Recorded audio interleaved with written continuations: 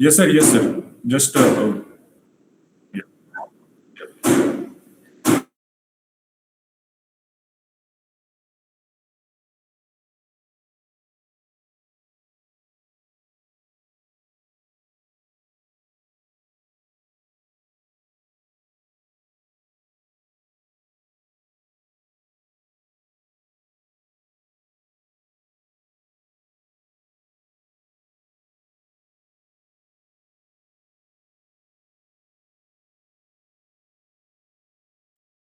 Yes, sir.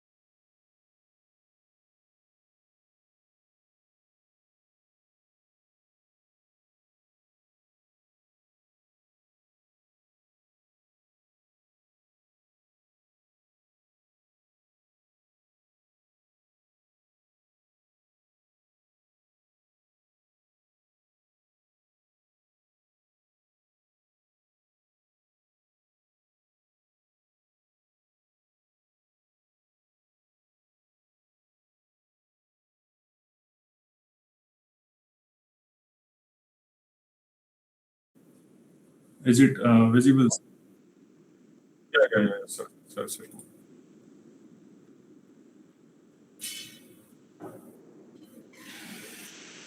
I yeah, yes.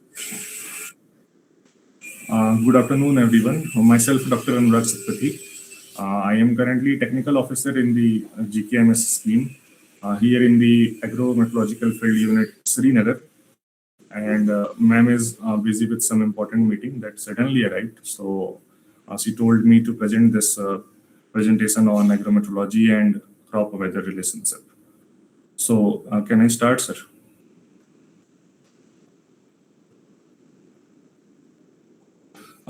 First of all, thank you so much, sir, for very nice presentation that you have given, and majority of things you have already covered. Here in this particular presentation, my focus will be on the different crops and how weather affecting them through the different agrometeorological indices. So we have already conducted few experiments here, few on vegetable crops like tomato, and also in fruit crop like apple, and some other crops as well from agriculture and horticulture that I am going to discuss through this presentation. So here is the presentation roadmap. We are going to discuss about the weather influence on the crop growth, climatic requirement of the few crops that we have conducted the experiments on. And then, especially in the temperate environment, we talk about the chilling requirements of the fruit crops like apple and then almonds, which is very essential for the production of those fruits. Then we have to discuss some specialized production systems, some crop production indices and forecasts, and then the last soil plant microclimate interactions. So going further, I would like to discuss the place where we belong to and where all these experiments were conducted. So here is the Kashmir and the basic climatic requirements here, as well as the demography or climate here. So mean altitude here of the Kashmir Valley is about 1585 meter. So this is very highly variable for all over the Kashmir. A few places are there like Pahalgam, Gulmarg. Those are very high altitude places having more than 2000 meter of elevation. Then we have the valley part like the Srinagar and Anantnag. These plain areas having an altitude of around 1400, 1500 meters. So this is also highly variable here. Then we have the annual rainfall. So due to this change in altitude, the rainfall here is also highly variable. There is high snow accumulation in the high altitude areas. So automatically the rainfall there, the precipitation there is high compared to the plain areas. So the range here is about 900 to 1200.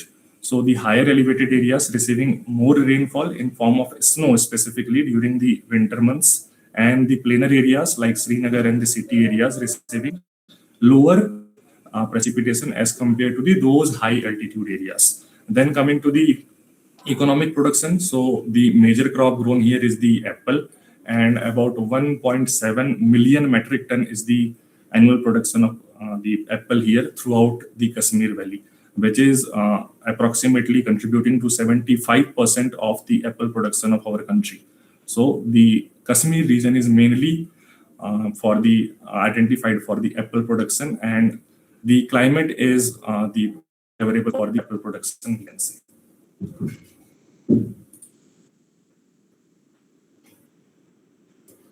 So all these different experiments I have told you that I'm going to discuss, those all are based on the agrometeorological matrices or agrometeorological indices.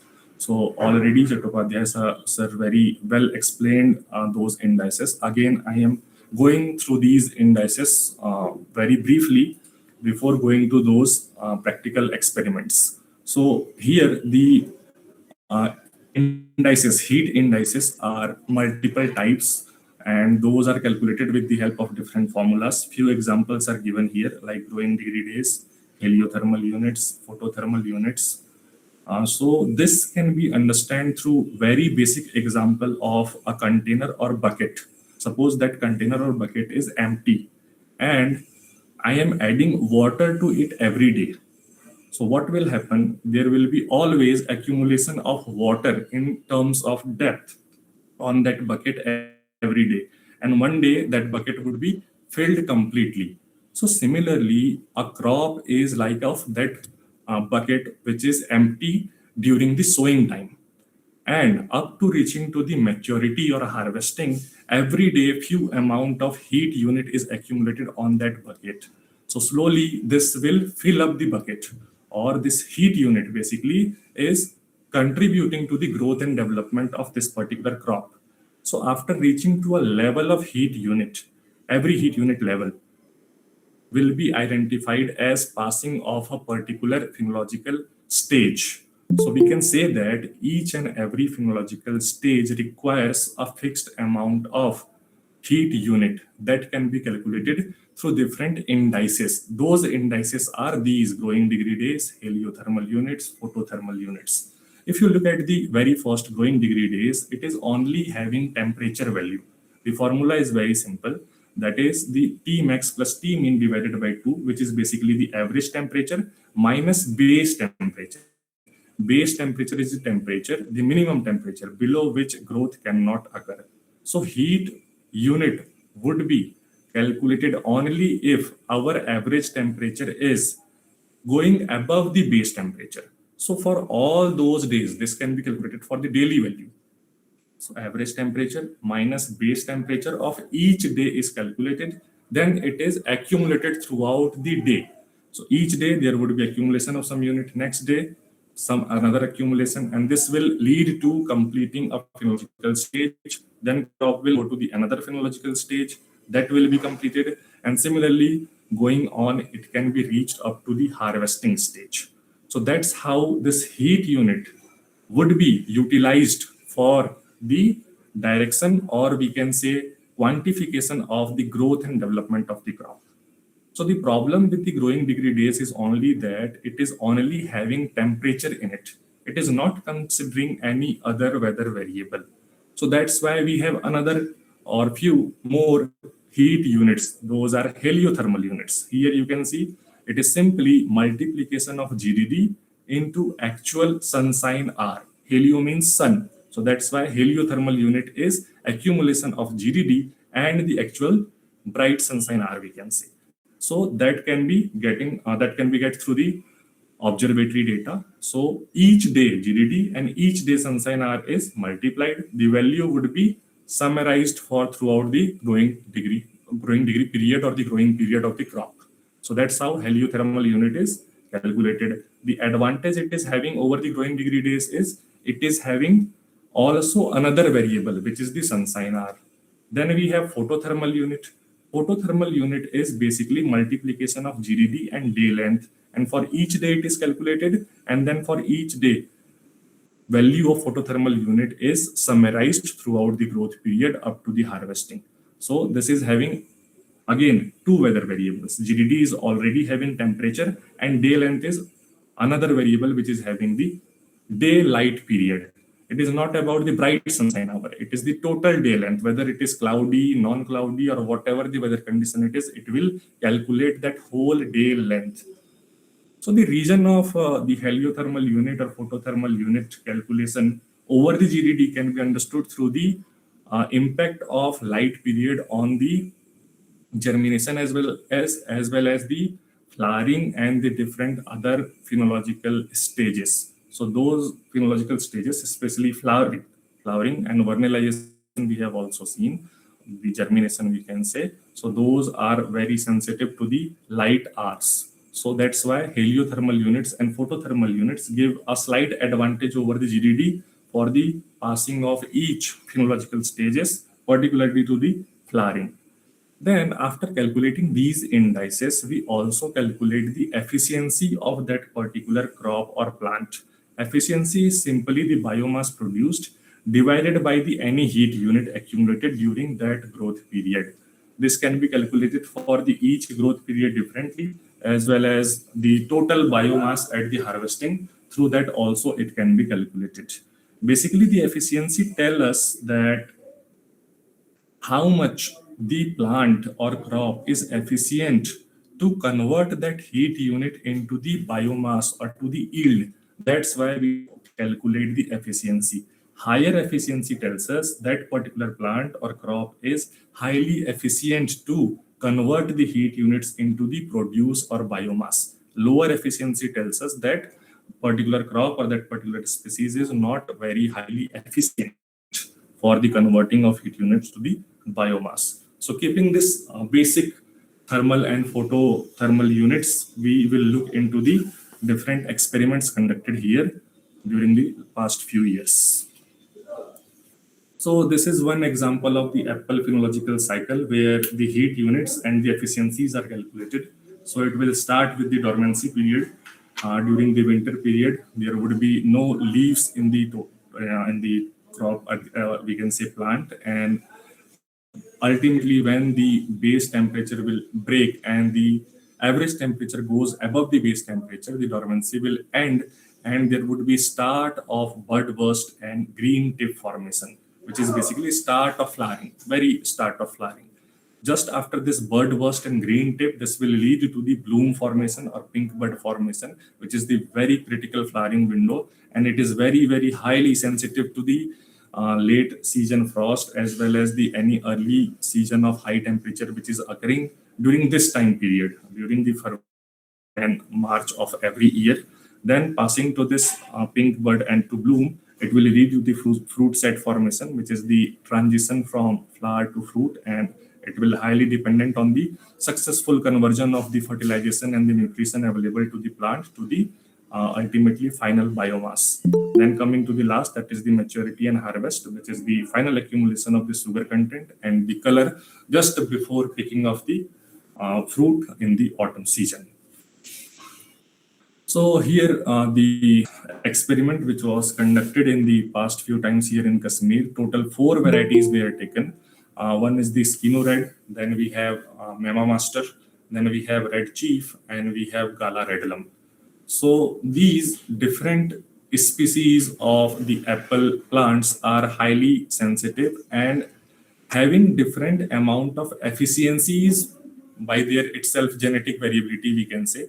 So each particular variety here is crossing each phenological stage at different amount of time. This different amount of time is basically due to the different amount of heat accumulation which is required to cross that particular phenological stage. So very first image you can see here is the silver tip formation, which is the very early formation. Here we can see Skino Red is achieving it in the 8th March. On Mema Master, it is 9th March. Red Chief, it is 12th March. And Gala Redlum is achieving it on the 11th March. Similarly, Green Tip, again, the Skino Red is crossing that phenological stage or achieving this stage very early as compared to the Gala Redlum.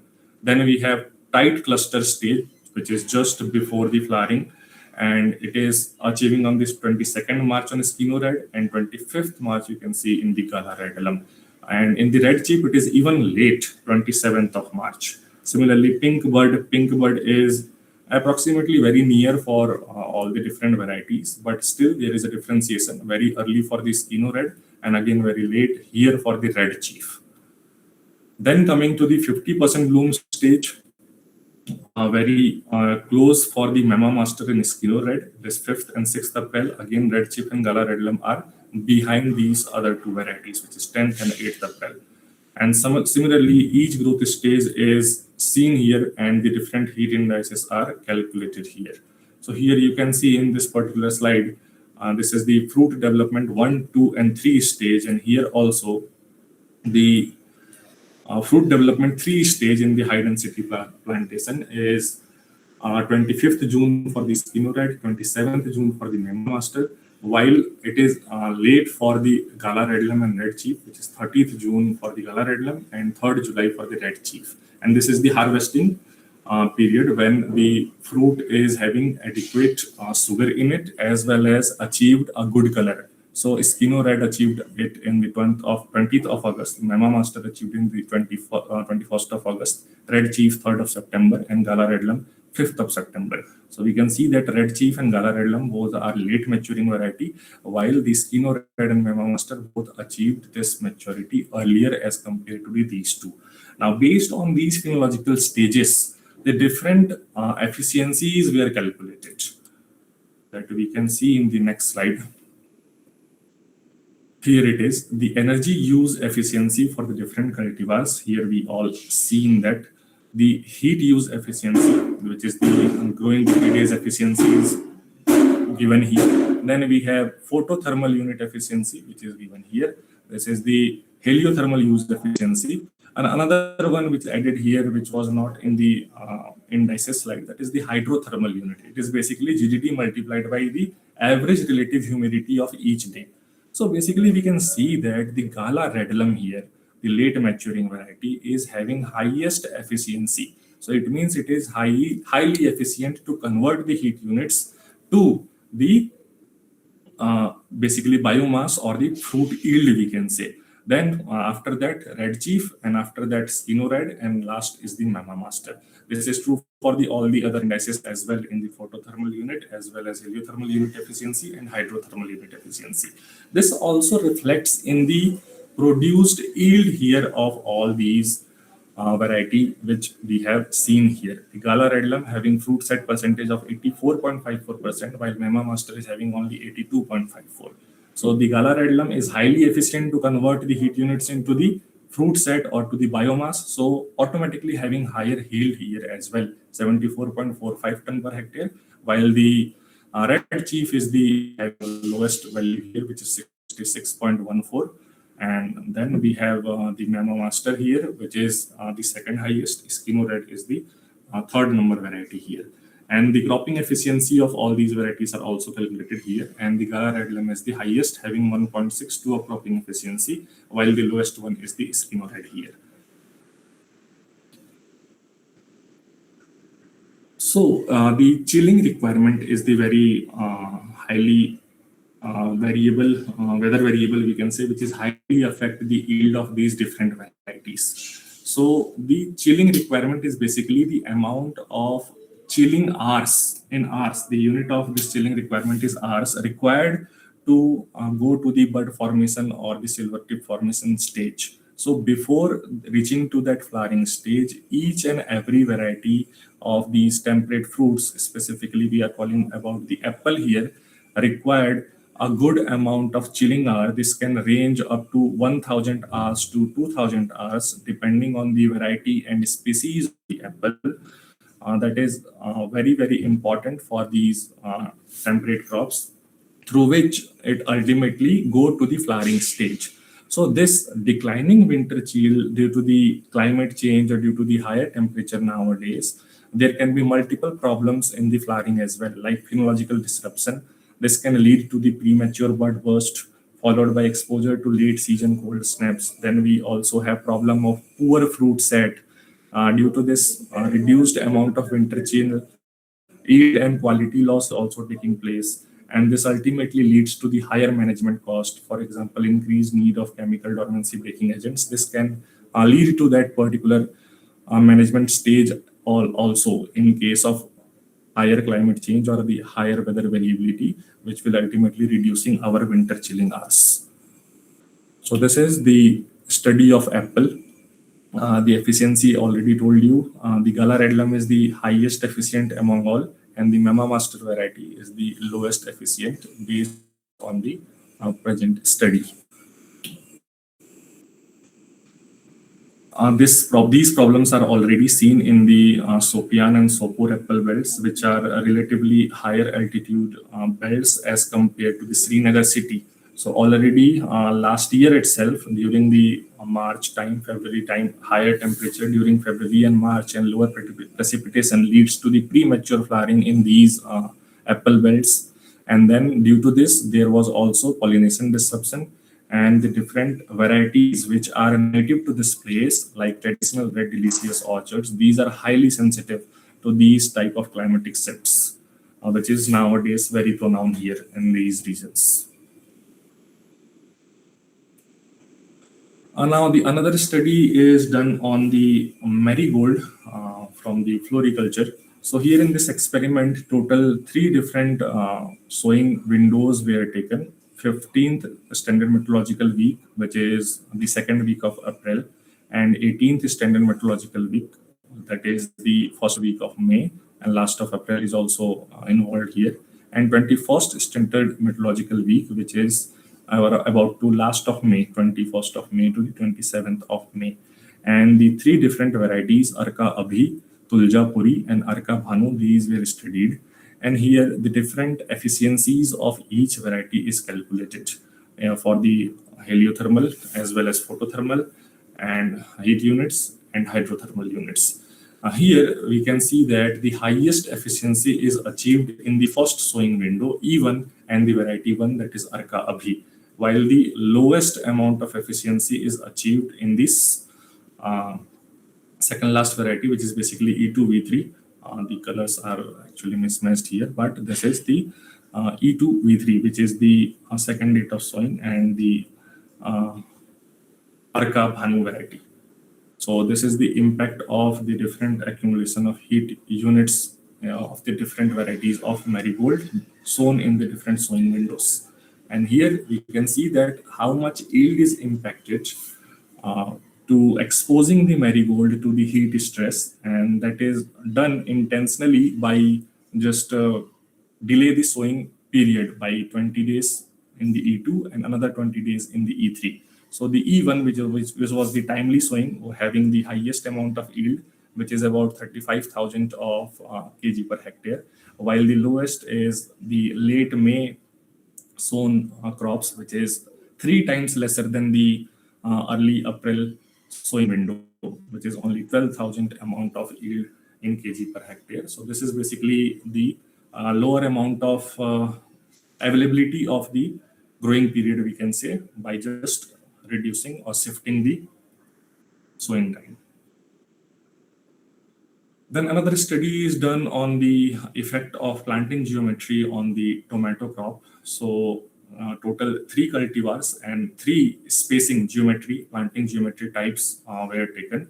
And it has been assumed that this different spacing in the geometry will lead to the different amount of light interception, different kind of microclimatic modification in it, which will lead to the different air circulation pattern, and there would be definitely change in the yield as well due to the geometry as well as due to the change in sowing time. So the another study is given here. Total three varieties are taken: Marglobe, S2, Roma, and three different spacings were taken. The closer spacing 45 into 35 centimeter is taken. Then the optimized spacing of 16 to 45 centimeter, which is standardized here, is taken, and the higher spacing of 75 into 55 centimeter is taken for the study in all these three varieties. And it has been observed that there is a good amount of variation in the heat accumulation due to the change in planting geometry and varieties. And here the highest efficiency is achieved in the V3S2, which is basically the optimized, we can say, spacing, that is 16 to 45 centimeter, and into the Roma variety. So Roma is the highest yielding variety in all these different cultivars, and the good spacing or the optimum spacing is leading to the highest use efficiency of heat units, whether it is heat unit efficiency, photothermal unit efficiency, or heliothermal unit efficiency. Lowest is observed for the V1 variety, which is the Marglobe, and the closure spacing 45 into 35 centimeter. This is the impact of planting geometry as well as different varieties for this particular tomato crop. Now coming to the next aspect, which is the weather forecast. So weather forecast is basically received from IMD in our project as well, here in the division as well. So basically the medium range forecast is received, which is through the different analysis techniques, and based on that medium range forecast of 5 days, next 5 days, the operational risks are basically analyzed, like analyzing the probability of precipitation or any kind of frost or heat wave or cold wave in the upcoming days. And based on that, in the advisory preparation, different actionable insights are given to the farmers for adjusting the schedules of sowing, maybe irrigation or fertilizer application, or any other operation, agricultural operations. For example, there is a suppose high wind occurring in the next 5 days. So obviously there would be recommendation of no chemical application in the field, because the chemical can be drift away from the wind. So these type of different operational risks and the actionable insights are provided through the weather forecast. A few example of farm operations and the related key forecast variables and their decisions are given here. For example, this is the rainfall and soil moisture forecast which is provided. So based on that, sowing time is recommended to the farmer, which ensures the proper germination. Then irrigation is dependent on the occurrence of precipitation as well as temperature, which will ultimately affect the evapotranspiration of the crop, and which optimizes the water use efficiency. So that can be actionable given point to the farmer whether this time is good or not for the irrigation purpose. Then similarly, as I have told you, wind speed and humidity will determine the chemical spray. So we can avoid the drifts and wash off of the chemical, and then ultimately to the harvest, which will depend on the rainfall and temperature. So there can be no or the very less damage to the post-harvest spoilage. Now the case study here of the heat stress, and here in the Jammu region, in during the 2020 or after the 2020, the temperature is reaching up to 44 degrees Celsius, which can lead to the yield reduction of 10 to 20% of the wheat which is grown here, because it will ultimately shorten the grain filling window or the maturity window, which will lead to the forced maturity of the wheat. So similarly for other crops as well, here in the Kashmir Valley as well, last year itself, we have observed around 20 heat wave incidences here, where the temperature is crossing the threshold limit, out of which about 12 were the heat wave events and 8 were severe heat wave events. So that is drastically reducing not only the quantity of yield as well as the quality of yield. Here, this particular slide is basically telling the climate change or shift of temperature here in the Kashmir Valley. During the 1990 to 2000, the average temperature of the Kashmir Valley was 14.2. In the next very decade, 2000 to 2010, the temperature in the Kashmir Valley, average temperature is about 14.4. And in the 2010 to 2020, it is 14.7. And here, in this particular decade as well, in the last 5 years, we have received, we have gained very high temperature here as well. Ultimately, this will again lead to the rise of average temperature here in the Kashmir Valley, which is affecting the apple production very badly here. And coming to the last portion of our presentation, which is the soil plant or microclimate interactions. So the hidden relationship between the soil surface, root zone, and the plant itself. Here we talk about a very important topic, which is the soil plant atmosphere continuum. It basically tells us the path of water and nutrients starting from the root hairs up to the atmosphere through the evapotranspiration process. And this evapotranspiration process lead to the more nutrient absorbance as well as transportation inside the crop itself. So it will start from the soil moisture uptake through the root hairs from the soil. As already we discussed, the amount of moisture available should be more than permanent wilting point and near to field capacity for the proper absorbance. This water will also take nutrients from soil. It will come to the internal transport system of the plant, and through the help of xylem, it can take to the different parts of the plant where it is required, whether it is stems and up to the leaves.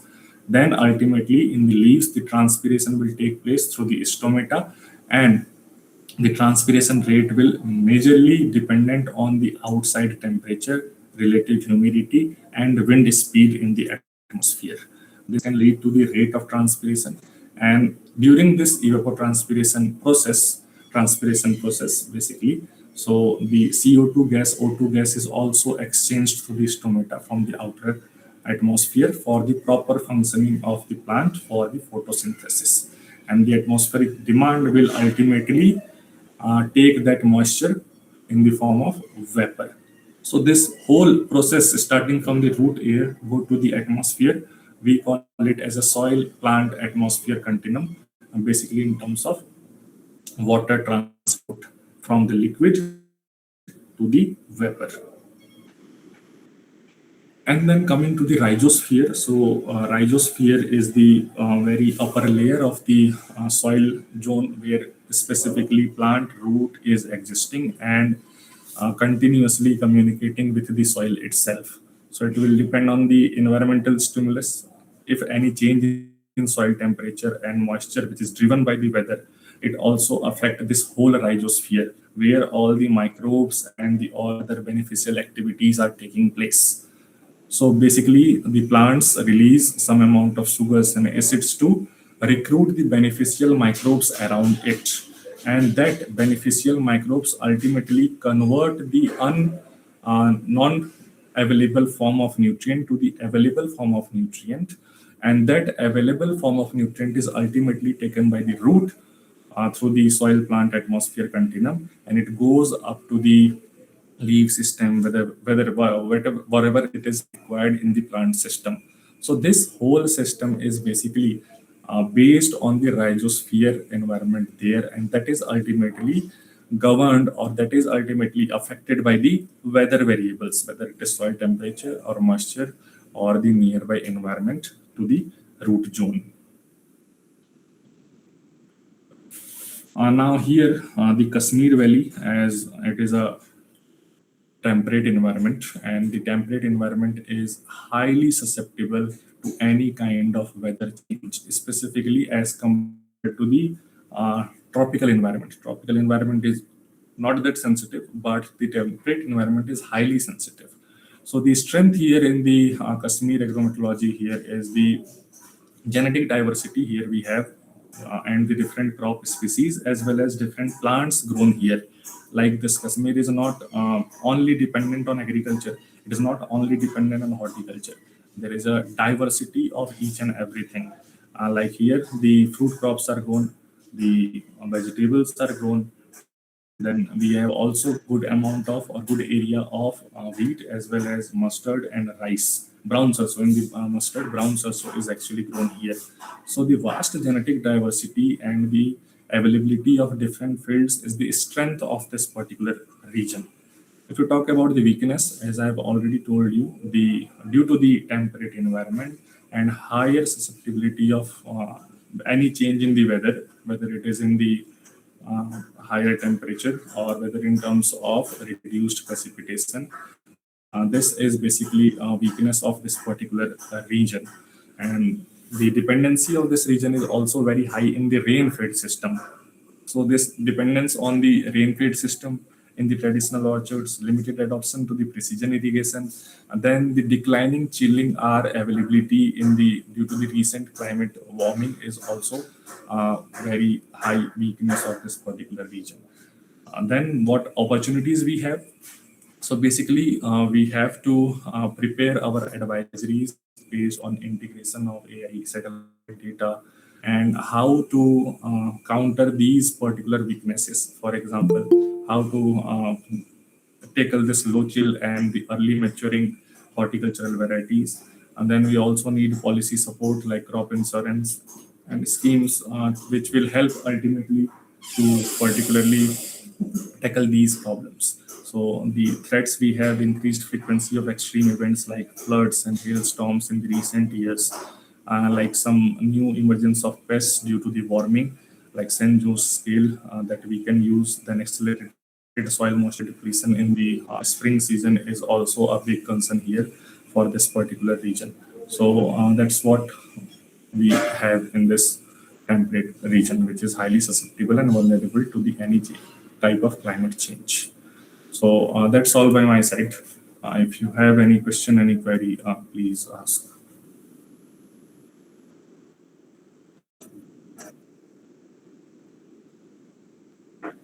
Thank you. Thank you.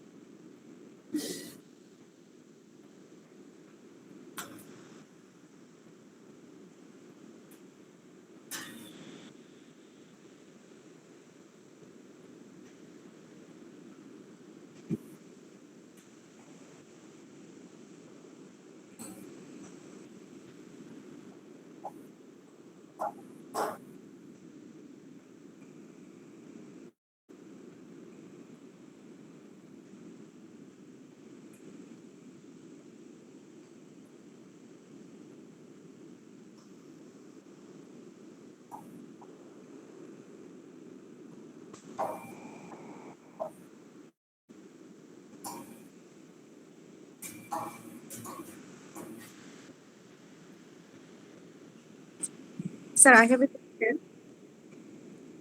Sir, I'm Sadia from Bangladesh. Sir, I have a question exactly in this uh, control growth chamber condition, how we can calculate heliothermal units, actual sunshine hour and day length are same in the control condition, like growth chamber. Then how can we calculate this? Thank you, sir.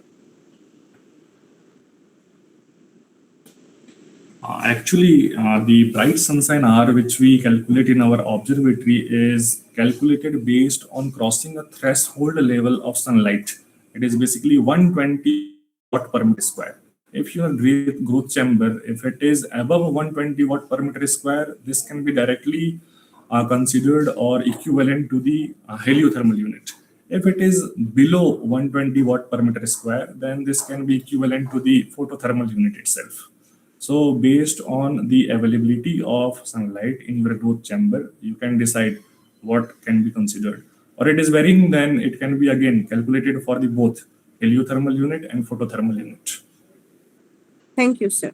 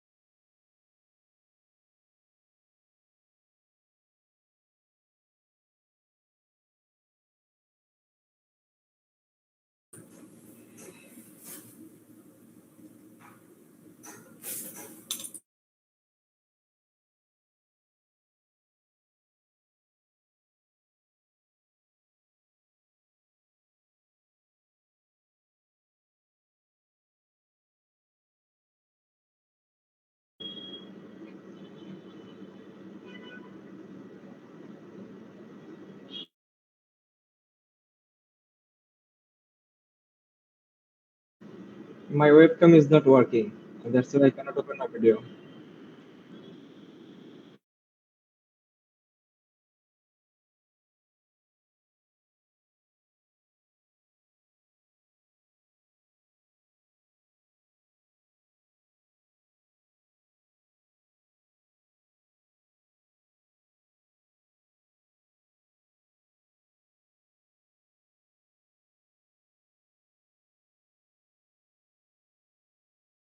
Okay, thank you, sir. Thank you. Thank you, sir. Thank you, sir. Have a good Thank you, sir. weekend. Thank you, sir. Thank you, Thank sir. you. Thank you, sir.